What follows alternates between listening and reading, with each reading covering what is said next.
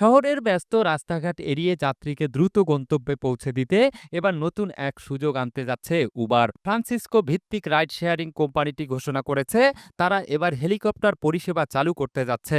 Company জানিয়েছে আগামী বছরের মধ্যে যাত্রীরা সরাসরি উবার অ্যাপের মাধ্যমে হেলিকপ্টার বা সি প্লেন বুক করতে পারবেন।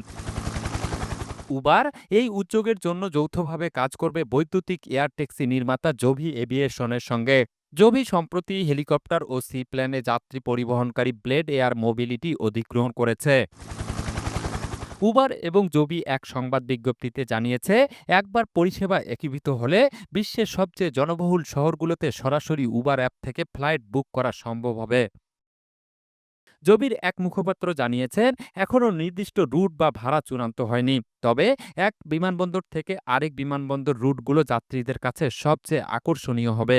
তিনি বলেন বিমানবন্দর রুট দীর্ঘদিন ধরে যাত্রীদের জন্য সবচেয়ে মূল্যবান হিসেবে বিবেচিত হয়েছে। ব্লেডের ওয়েবসাইট অনুযায়ী এটি ম্যানহাটন থেকে নিউ ইয়র্কের জন এফ কেনেডি আন্তর্জাতিক বিমানবন্দর অথবা নিউ জার্সির নিউ ইয়র্ক লিবার্টি আন্তর্জাতিক বিমানবন্দরের মধ্যে ফ্লাইটের জন্য $১৯৫ চার্জ করে।